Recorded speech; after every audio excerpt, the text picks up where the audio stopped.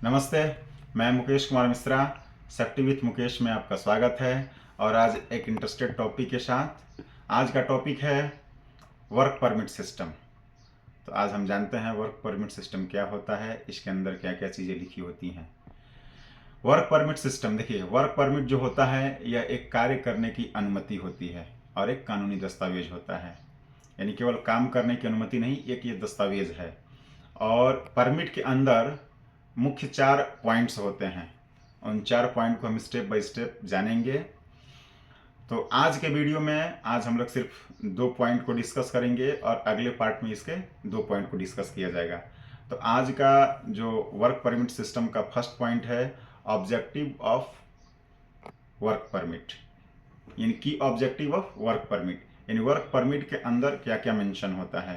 तो की ऑब्जेक्टिव में फर्स्ट जो होता है वो होता है हजार्ड आइडेंटिफिकेशन। यानी वर्क परमिट के अंतर्गत हम जिस जगह पे जो काम कर रहे हैं तो उस जगह पे क्या क्या खतरा है और जिस काम को कर रहे हैं उसमें क्या क्या खतरा होता है। तो ये हजार्ड आइडेंटिफिकेशन पार्ट में क्लियर होता है। यानी परमिट के अंदर उस जगह और उस काम के बारे में जो खतरा है उसको मेंशन किया जाता है। सेकंड होता है कंट्रोल मेजर, जो भी खतरा है उस खतरा से बचने के लिए हम क्या क्या कंट्रोल मेजर ले रहे हैं और किन किन सेफ्टी इक्विपमेंट का उपयोग किया जाएगा, ये सेकेंड पॉइंट होता है। थर्ड होता है ऑथराइज्ड पर्सनल, यानी जो भी काम हम कर रहे हैं उस काम को करने के लिए जो आदमी वो ऑथराइज है कि नहीं, यानी वो कॉम्पिटेंट पर्सन है कि नहीं, उस आदमी को उस काम के बारे में जानकारी है कि नहीं। तो ये थर्ड पॉइंट है। और फोर्थ होता है इमरजेंसी प्लानिंग।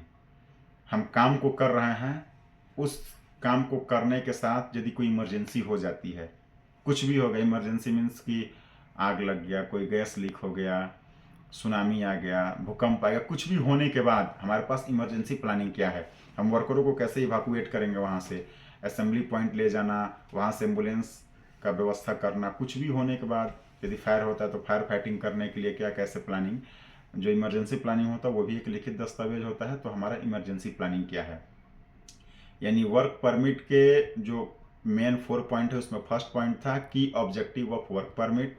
तो फर्स्ट की जो है, फर्स्ट जो की ऑब्जेक्टिव है उसमें hazard identification, second control measure, third authorised personnel और फोर्थ इमरजेंसी प्लानिंग। ये हमारा फर्स्ट पॉइंट क्लियर हुआ। सेकेंड है common type of work permit, यानी जो भी हमारे वर्क परमिट होते हैं, हमारे इंडिया के अंदर कितने टाइप के वर्क परमिट होते हैं तो उनके बारे में हम लोग अभी जानेंगे। मोस्टली इंडिया में 7 टाइप ऑफ वर्क परमिट होते हैं, सबके बारे में हम एक एक करके जानते हैं। फर्स्ट होता है हॉट परमिट, कोई भी काम जिसमें आग लगने के चांसेस हो, स्पार्क जनरेट होता है, हैवी इक्विपमेंट्स का मूवमेंट, यानी कोई भी हैवी वर्क होता है वो हॉट परमिट के अंतर्गत आता है। सेकेंड होता है कोल्ड परमिट, ऐसा काम जिसमें हम हैवी मशीनरी का उपयोग नहीं कर रहे हैं, उसमें स्पार्क जनरेट नहीं हो रहा है, आग लगने की संभावना कम है, वो कोल्ड परमिट के अंतर्गत आएगा। यानी विदाउट मशीनरीज और नॉर्मल वर्क जो हम करते हैं वो कोल्ड परमिट के अंतर्गत आता है। थर्ड होता है confined space permit. Confined space क्या होता है, एक ऐसा जगह जहाँ आने जाने का रास्ता एक ही हो, ऑक्सीजन की कमी हो, एल्यूमिनेशन की कमी हो, एक्सेस की कमी हो, काम करने में दिक्कत हो, तो वो कन्फाइंड स्पेस उसको हम कंसीडर करते हैं।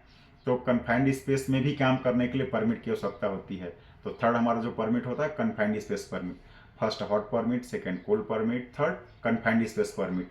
4 नंबर होता है इलेक्ट्रिकल परमिट, कहीं भी कोई हम इलेक्ट्रिक से रिलेटेड वर्क करते हैं तो उसके लिए हमको इलेक्ट्रिकल परमिट लेना होता है। पांचवा होता है work at height permit. Working at height क्या होता है, जब भी कभी हम अपने सरफेस लेवल से 1.8 मीटर या उसके ऊपर जब काम करते हैं तो वो वर्क एट हाइट में कंसीडर हो जाता है, तो उसके लिए हमको अलग से परमिट लेना होता है, वो होता है working at height permit.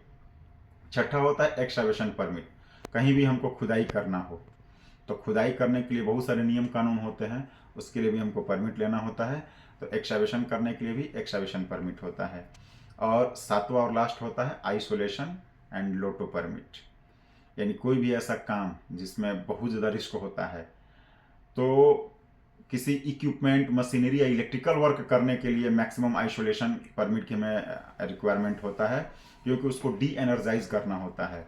Energy से युक्त यानी विथ एनर्जी हम किसी रिपेयरिंग या मेंटेनेंस वर्क को नहीं कर सकते हैं। तो उसको बंद करना होता है। बंद करने के बाद हम काम करने के लिए गए, कोई चालू कर दे, इसलिए उसको आइसोलेट करना जरूरी होता है, यानी डी एनर्जाइज करना होता है। तो कोई भी मतलब एनर्जी से रिलेटेड रिपेयरिंग या मेंटेनेंस वर्क करना होता है तो उसके लिए हम लोग आइसोलेशन का परमिट लेते हैं।